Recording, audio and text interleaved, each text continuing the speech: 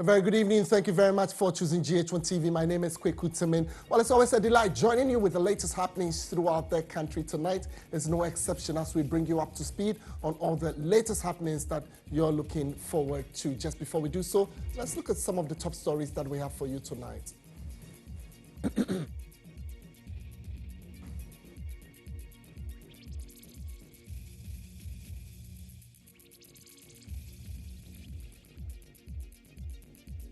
Well, coming up tonight, Speaker of Parliament Alban Gbagbe sacks Seshiri-Osu MP from Chamber for challenging him over suggestions to pass legislation to put a cap on number of justices at the Supreme Court. You represent the good people of Seshiri-Osu. I represent the whole country. Please, my child, take him out of the house.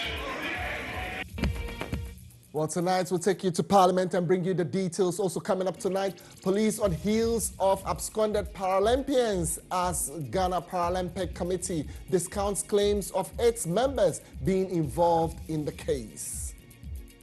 Listen, me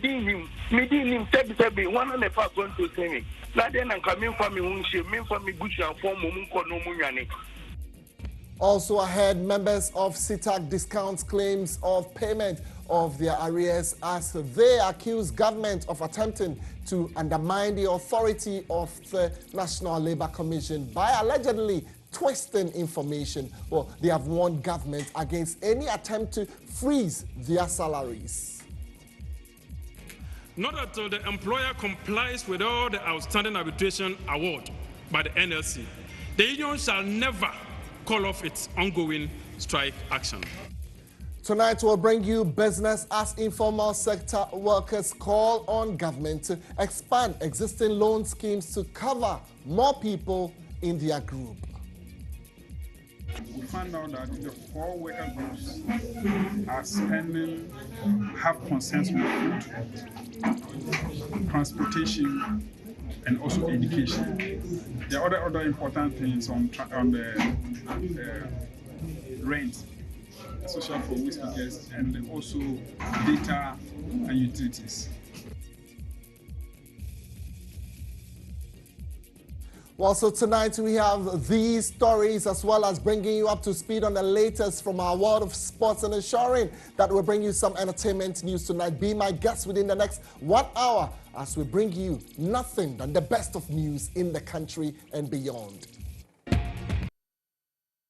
Well, thank you very much for choosing GHOne TV. My name is Kweku Temeng. Tonight we're starting with Insight, and Insight is proudly brought to you by Pepsodent. With Pepsodent, every smile matters. Well, let's take Insight for tonight, and it's on issues surrounding the Paralympians. Well, on Saturday, July 2024, the National Security Ministry issued a statement announcing that some members of the Ghana Paralympic team have absconded to various countries after securing visas to participate in the competition in Oslo, Norway.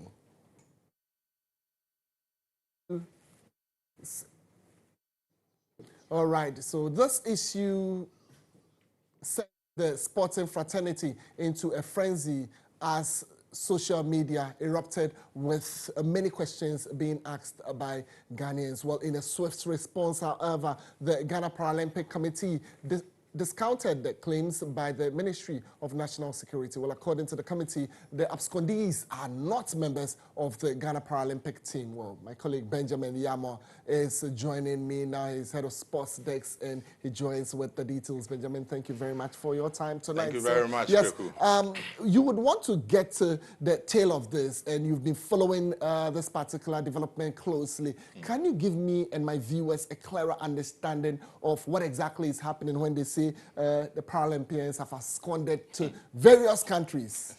Well, thank you very much, Kweku. Not the very best of times for those of us who love the sport so much. So on Saturday, like you said, on Saturday, around midday, now we were saddled with this piece of news. It was not actually a statement, a release statement from the Ministry of Security, National Security, I mean, but rather it was a memo they had sent to the Foreign Affairs Ministry and then the Sports Ministry.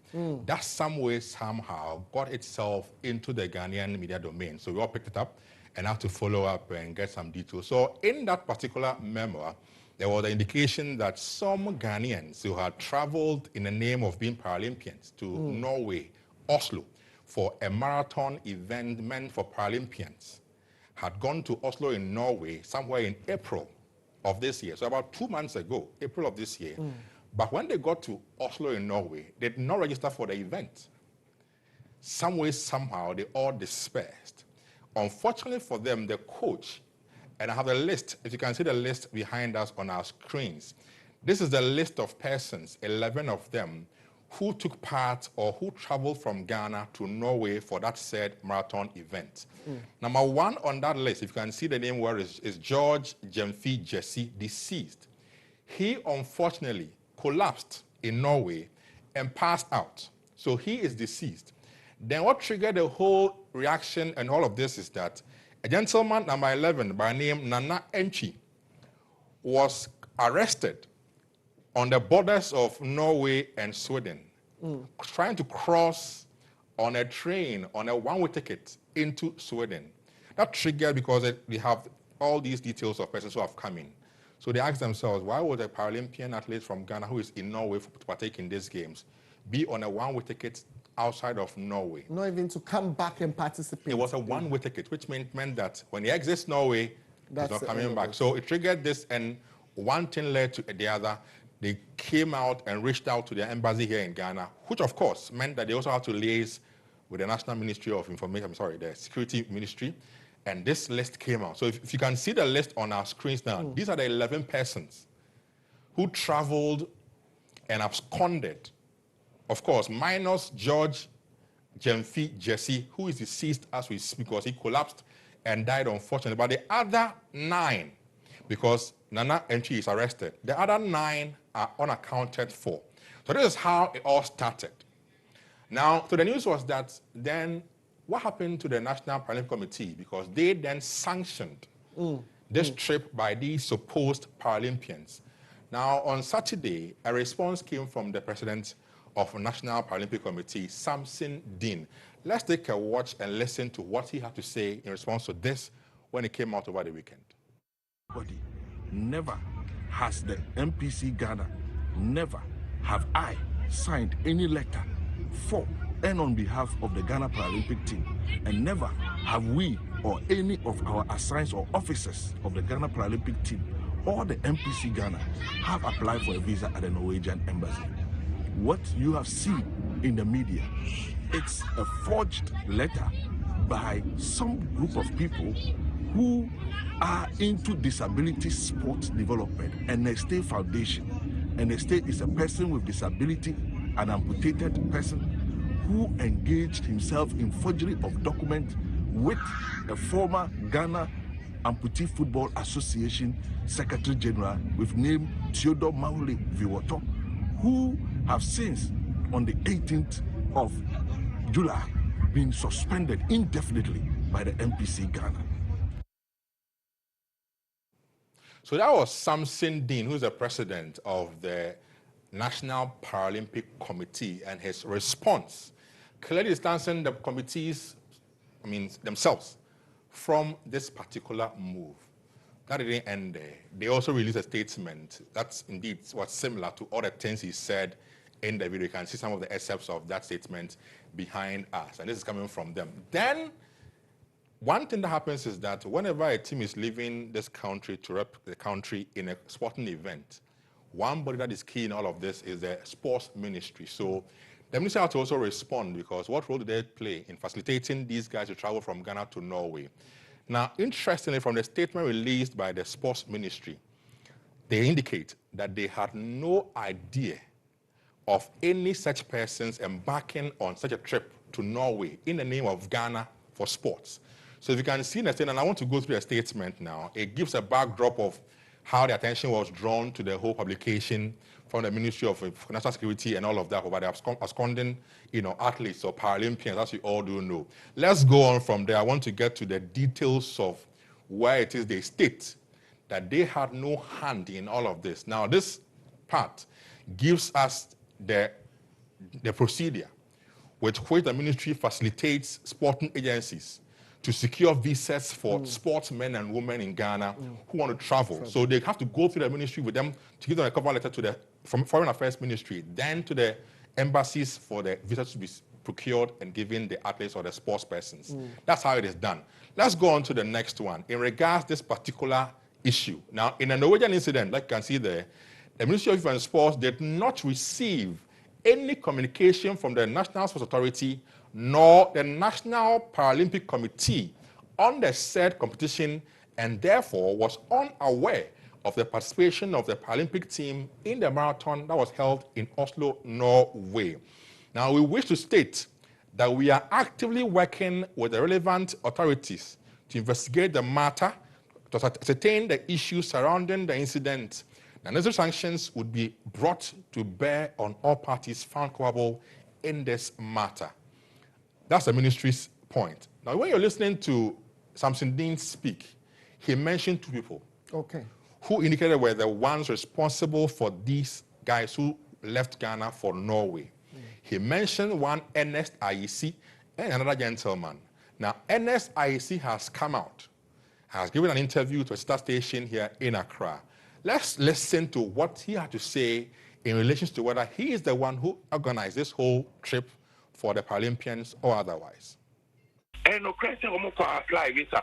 The issue Ghana amputee when Mr. Sodomauli MI election year. Ghana amputee letter you use here no more apply visa. By visa no air when no more refuse it no refuse here no and I went by one of guy I friend a kanga or satongo card so bet me a letter Edia so many coordinate MPC for MPC the catch and so almost to me my letter because I'm saying the one I am here they make for almost to me a man letter and they Ghana amputee with the no more refuse and so more cash almost pay higher letter there.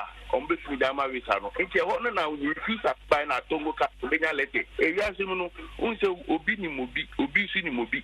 Enti ye omo file form no modi we ni na call embassy wono. MPC letter ka ho the second one MPC letter ka ho. Ni me ni ko tia se no. Who MPC letter. Until set time omo ba be tu kwan effort wono. And I mean, who say MPC letter home. And I make a check and say, I don't know, letter when let me call MPC for mamma.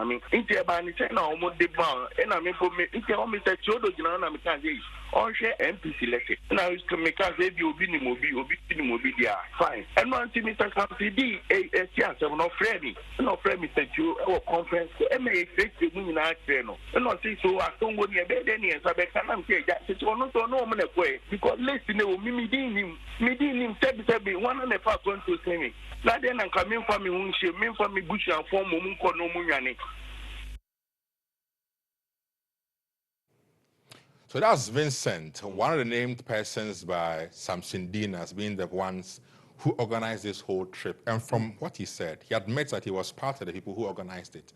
But as to how they got a letterhead from the MPC is what he says is not involved. Benjamin Yamwa, you have a lot to bring in. I want our viewers to hold on because you come back and give us more facts. But we have Wisdom Kobna Woyome. He's a ranking member on Youth and Sports Committee of Parliament, and he joins us for a conversation on the back of this. Well, we just had the gentleman who say, I'm not involved. As to whether he's involved or not, we want to find out the implications this brings on sports in Ghana. Now, thank you, Mr. Woyome, for joining us tonight. Let me find out from you. So, what do you make of this development from all the information available? What you are hearing tonight, Vincent saying, I don't know anything about it. I mean, some dying in the process all the way out there, some absconding, and from the memoir that we've seen, absconding to different countries. What does this do to Ghana?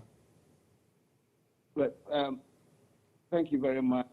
Good evening to your viewers and listeners wherever they are across the globe. Let me say that this is an embarrassment once again to country, and definitely these are some of the reasons why genuine travelers are having challenges for investors to travel. Not too long ago, we knew what happened in Australia, Gold Coast, when the Commonwealth Games, wrong people were assisted to to secure visas, previously to go to Australia and all that. In fact, I think we haven't learned our lessons, the people, as a government. And, I remember that incident led to the sanctioning of a minister, right? Come again, please. I mean, that incident led to the sanctioning of a minister.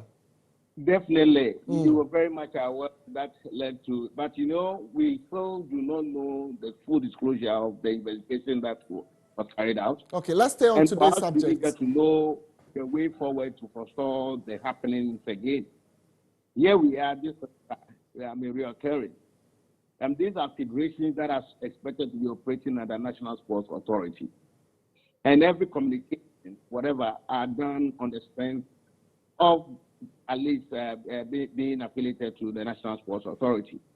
And so communications, embassies and all that, introduction of this federation for support to secure visas and all that, there must be a procedure laid down that the ministry and the National Sports Authority notified about such applications. And so I think that there's a need, it's an embarrassment, and there's a need for us to do a thorough investigation. I listened to the gentleman, you just played his voice. You realize that, I mean, he seemed to be mentioning names and throwing out names and saying things, suggesting that they do not know where and how all of this. In fact, it's sad.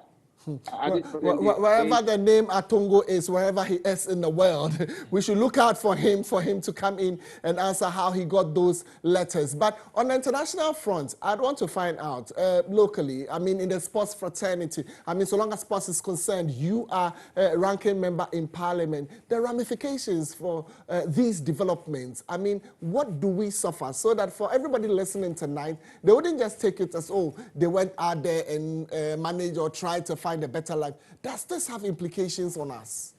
A huge implication, my brother, a huge implication, because you see, we have a good number of federations, and genuinely we have athletes that must go and compete in various activities going forward, some to the continent of Africa and others maybe beyond the continent of Africa and so on. And so there will be the need for us to do our things properly, so that at least we are taken serious whenever such applications into the future is put in on behalf of genuine athletes that are going to really compete and come back.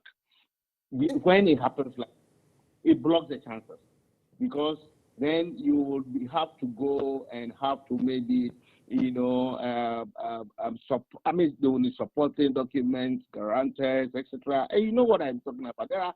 There are situations where definitely the next time you are traveling and, you know, documentation process seems to be very difficult, you don't blame the consulates. You just try to know that some of these things are making them apply a double I. But let me find out from you. So you are in Parliament. Will Parliament be taking any action in a bid to prevent any future occurrence? Am I to see you summon somebody? What Parliament want to take an action on this? Well, what I've done now, for information, per the new standing orders, which kicked in some few days ago, I am currently the committee in part. And so people want me to convene meetings. And so I've already had a discussion for a meeting quickly, and that will be a maiden meeting. And then, of course, we'd also discuss first. There would be a need for us to take a decision, call in people in sittings who matter in all of this to furnish us information. The minister will have to come and tell us what he knows and how, because there must be the way forward also as well, after getting into the merits of the matter and working towards apprehending and maybe punishing who were involved. There will be the need to ensure that going forward we process our documents in a manner that we do not revisit some of this embarrassment. In fact, it shows that these things are happening to us again. Honorable William, I can say a big thank you to you. And if you have never heard anything at all on this particular matter, know that they are going to summon the Minister of Sports to come and answer some questions so long as these abscondee Paralympians are concerned. Well, Benjamin Yamwa is still here with me. Affectionately, we call him Benghazi. So, Benghazi, I'm switching to you. You just concluded with Vincent. Can you prepare to round up? What else do you have in your kitty that you want to share with our viewers tonight? Obviously, that's the point you just made with the Honorable. Now, the next point, like you said, is how to ensure that we are able to identify the persons who truly were behind this particular action and then be able to now ensure that next time it will not happen again. Because the point now is that if you have listened to Samson Dean speak, and then you listen to the gentleman with the sound we played from that gentleman at the Edward or so, the one thing is clear. Someone got a document and used a document to procure the visas without having the necessary powers to have that document. Because like you heard Honorable indicate, you must always have a backing from either the ministry with a letterhead covering that, or the NSA or the MPC in this instance. There's a the gentleman got somewhere. The letter of the MPC to back the application, and you heard the gentleman confirm that he saw the document as they were about traveling. So the question is, like that Dean said, was there a forged signatures on the document from the MPC, or was the MPC president really the one who did that and now turning around to say he didn't do it?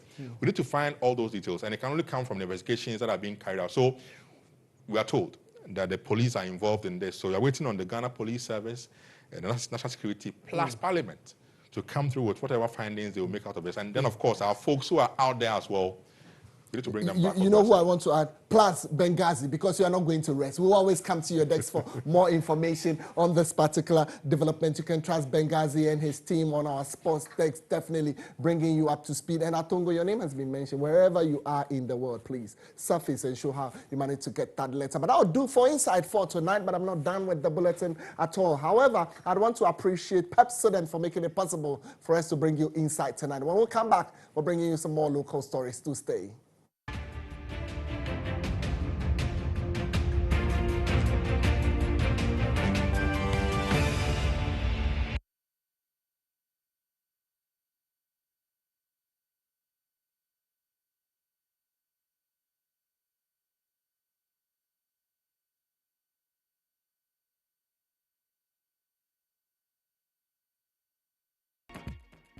We're grateful that you kept faith with us. If you just joined in, this is News Tonight. My name is Kweku. Let's bring you some more local stories. And here we're moving straight to Parliament, where the Speaker of Parliament, Alban Gbagbe, has sacked MP for Sefiri. So Dr. Kweku from the chamber over the nomination of 2 persons to the Supreme Court as justices by President Nana Addo Dankwa Akufo-Addo. Or the Speaker, in reading the communication from the presidency, advised the House to take a decision on the required number of justices the country will need. Well, the former Nadoli Kalio MP advised the House to consider a legislation to place a cap on the number. Well, this advice was, however, challenged by the Sefirioso MP, describing the action by the Speaker as prejudicial. Well, this infuriated the Speaker, who deployed the marshals to walk the MP out of the chamber for his rudeness.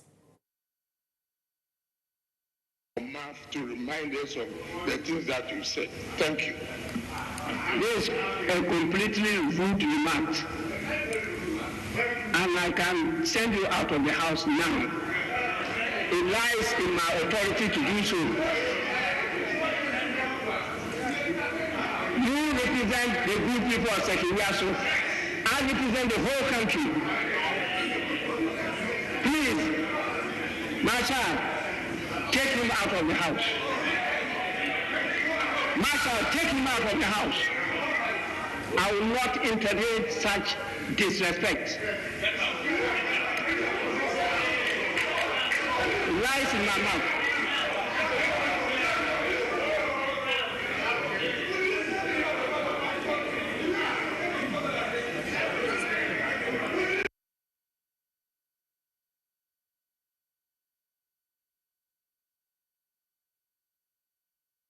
Well, information we have indicates that the majority has apologized for what transpired in Parliament. To this point, And I mean, we've had moments laced with tension. We've had some tense moments in this House. And in all that, we've shown leadership. And it is incumbent upon us in leadership to help you guide the House. What happened a moment ago was unfortunate. And so we want to, on behalf of the entire caucus and my colleagues, want to render an unqualified apology to you and your office. And we hope that this draw the curtains and let's bring matters to a close. Because we are very sorry and we apologize sincerely for what happened. So I say this on behalf of the member and also for the entire caucus.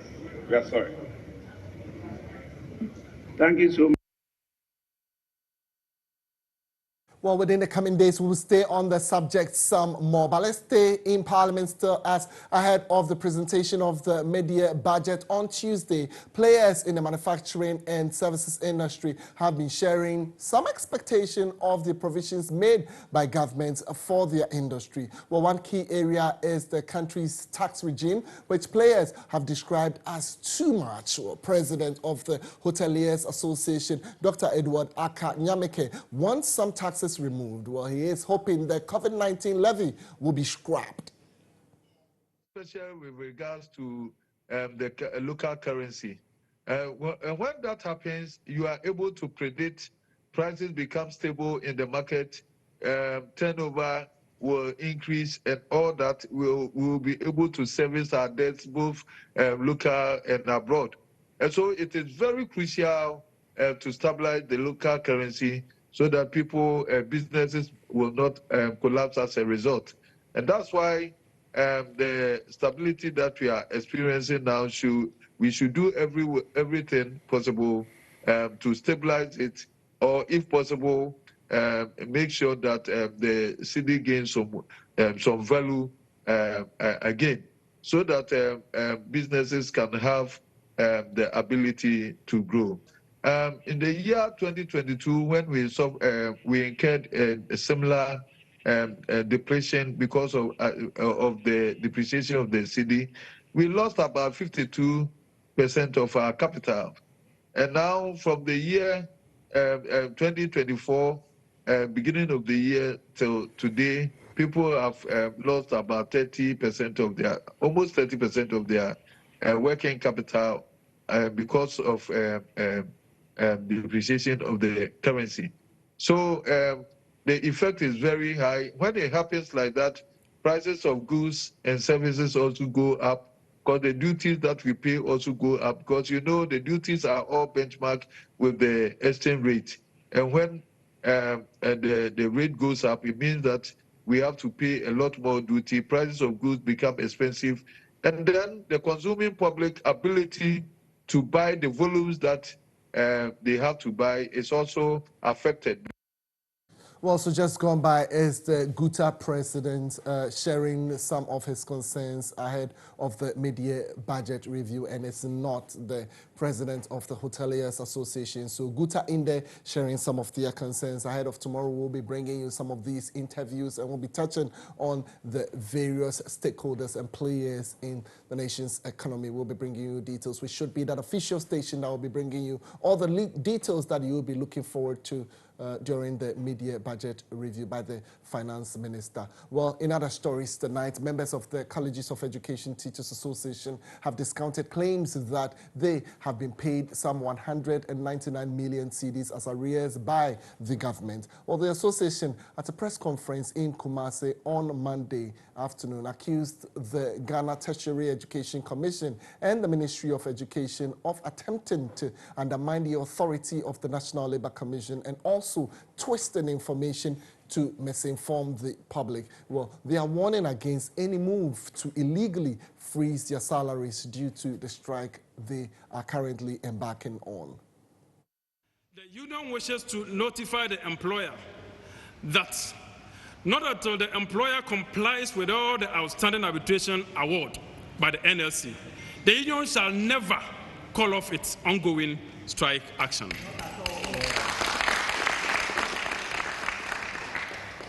And lastly, ladies and gentlemen, we want to caution that any attempt to illegally freeze salaries of our members who are on a legal strike shall be met with the legal action against whoever takes such, an action.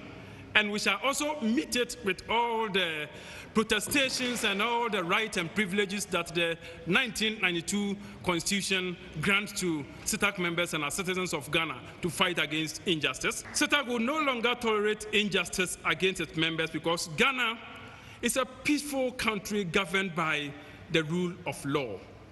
A luta continua, long live Ghana, long live CITAC, long live teacher education. So meanwhile, students of the colleges of education who are bearing the brunt of the strike action by their teachers want the government to resolve the impasse as soon as possible so they can return to the classroom. CITAC strike, to be honest, is not what we imagined. Coming to school, we just thought it to be for a few weeks or so, especially this being a second semester, but we realize that CITAC remains resolute in their demand from government. So it's not easy for the students. Most of the students have even gone home, and those who are here are being frustrated. We wake up, we don't know what to do. Imagine your parents pay hard-earned money for you to come to college to learn, and then you come and there's no activity going on. All you do is just sleep and wake up, and you try to learn, but how much can you even cover? So to say that it is worrying is the least that we can say. Are you aware that if you default lectures for 21 days, you cannot write exams, and you have defaulted more than 21 days? Yes, we are very aware of that policy, the attendance policy, 21 days. And we even thought that after the 21 days, colleges would be closed. But we are still here. We don't know the outcome. We don't know if we are still going to write exams, because this is not the first time that we have exceeded the 21 days, but we happen to still write exams. So we don't know how that policy stands as of now. In fact, we have less than 1 month to write our exams if we are to follow the actual timetable. And then looking at this ongoing strike, since we reported to campus, there have been 7 months. We have not had any academic activities. We have not gone to class. It has always been STS and then no academic activities. So if we are to write these exams, I believe that it is going to affect us in so many ways, because since we reported, we don't have access to most of the teaching and learning materials. So it is hard for us to learn. It has become very difficult for us to find academic materials. In fact, if this slice is available, some of the serious students can sit down and then learn on their own, but that won't be enough, because some of these students, most of them have their learning style. Some learn when a teacher is teaching, and some too comfortably learn when they are at their own.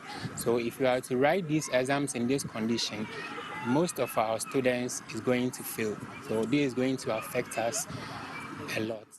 We'll have our cameras closely follow the CITAC strike, and we will be updating you as and when we have more information. Let's do a bit of politics at this moment. And here, a group calling itself the Concerned Youth of the Volta region have called on the Governing Council of the University of Health and Allied Sciences, GHOne, to rescind its decision to confer an honorary doctorate degree on President Nana Addo Dankwa Akufo-Addo. Well, the group at a press conference in GHOne on Monday questioned the decision and described it as a partisan political movement to unduly give recognition to the president. The University of Health and Allied Sciences, GHOne, has scheduled Monday, July 29, 2024, to honor President Akufo-Addo with an honorary doctorate degree.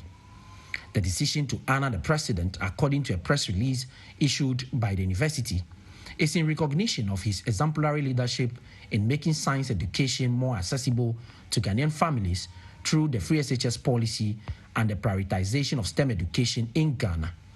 This decision, however, has drawn the wrath of some youth in the Volta region who argue that President Akufo-Addo is the least of persons to be considered for any of such recognitions, alleging that the university has failed to recognize persons who contributed to the establishment of the university, including former presidents John Dramani Mahama and the late Professor Evans Atamils. It is unthinkable and surprising that the governing council of the University of Health and Allied Sciences could bypass the architects and the initiators of this noble health institution and honor the president, which we see as the least in contributing to the development of the school. And some of such developments are still in bad state. For example, the road network and hostels facility, which is lacking in the university. It might surprise you that once a political party in this country describe and refer to the university as a hatchery, so how can a hatchery not honor its initiators first, but jump to confer an honor on our president, who is the least in the line to warrant an honorary doctorate degree? The group is urging the governing council of UHAS to rescind the decision which they consider political and unmerited.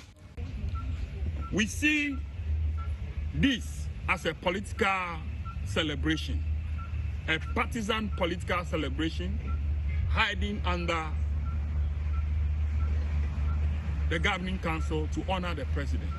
Please, we the youth, concerned youth of the Volta region, want beyond partisan political honoring.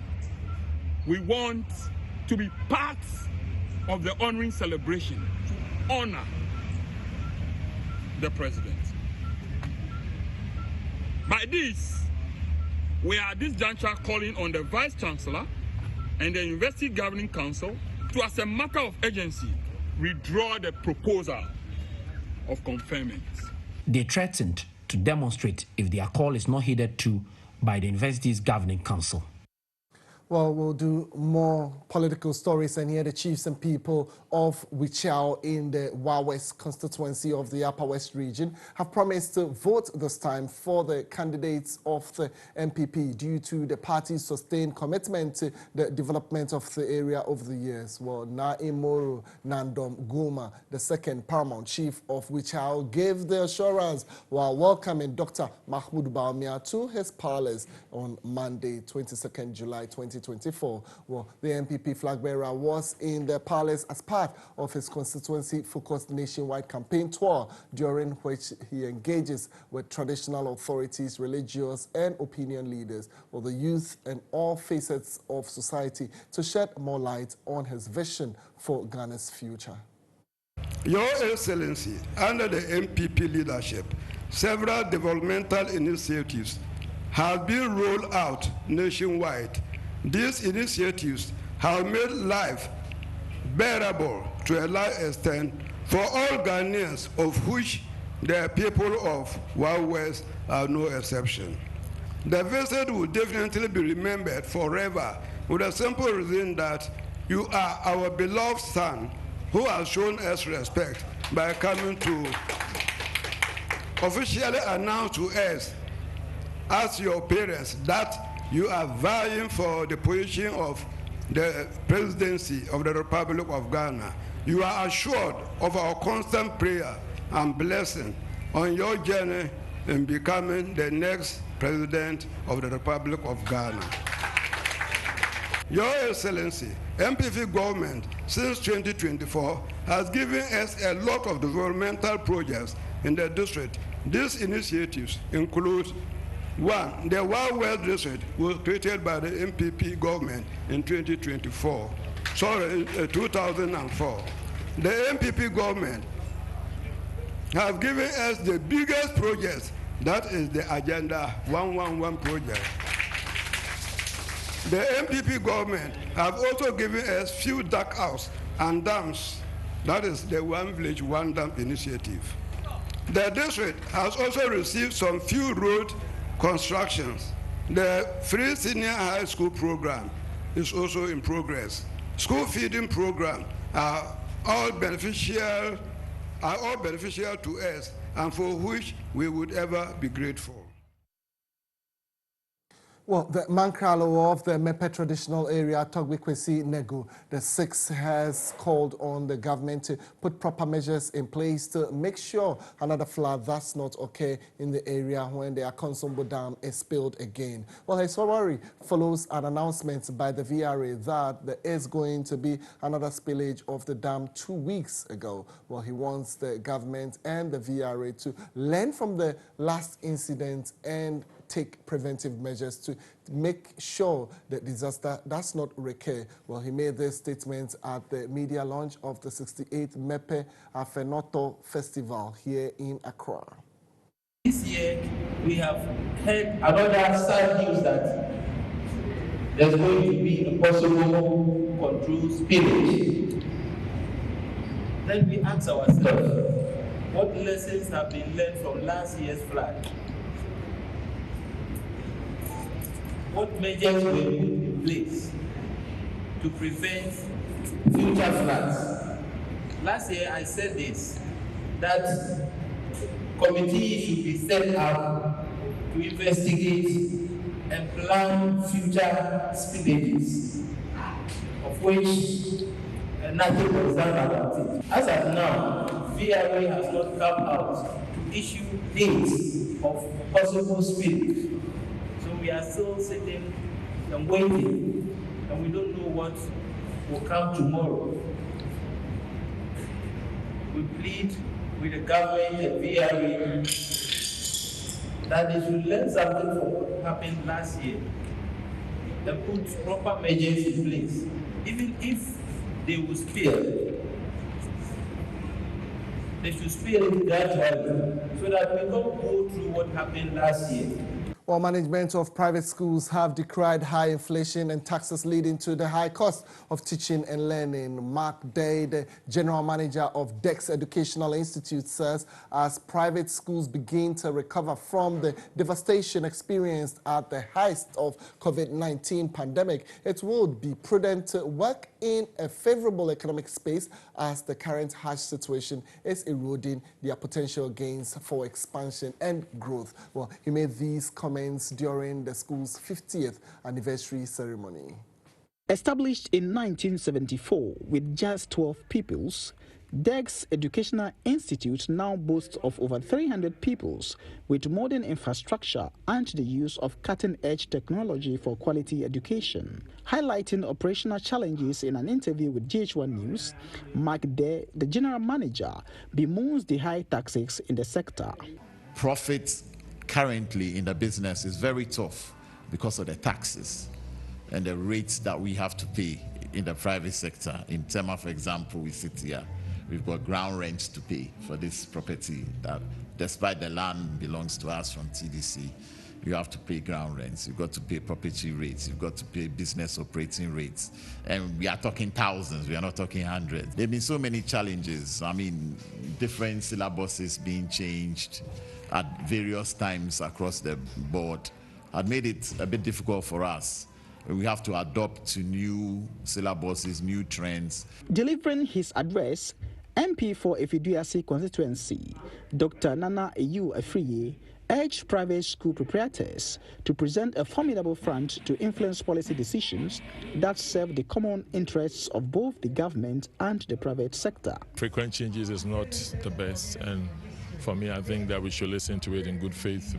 Probably they have to generate some advocacy and have a sort of interaction with the education committee. We are there to support it. We are there to understand. They are the stakeholders, they are the actors and the factors of the industry. So we take this as a feedback and strengthening the cause of education in the country. So for me, I identify with him so long as the whole sector does. And that means that as a country, we have a reason to engage, to learn something from this and see how we can make the whole environment very stable. Well, at this moment, I would want to appreciate Bilks Microcredit for making it possible for us to bring you business. All right, so in business tonight, workers in the informal sector are calling on the government to expand existing loan programs to include soft loans with low or no interest and to establish an application process that is simple, accessible, transparent, and open to all. Well, according to the traders, it is fundamental for the government to invest in policies that support their livelihoods to alleviate the cost of living crisis affecting both their households and businesses. There's more in the following report. A global network, the Women in Informal Employment, Globalizing and Organizing, revealed in its 2023 report that informal workers earned less than the living wage. On the average, a head porter, popularly known as Kayaye, earns around 500 cedis monthly, while street vendors and waste pickers earn between 1,250 Ghana cedis and 1,300 Ghana cedis, with market traders earning around 2,200.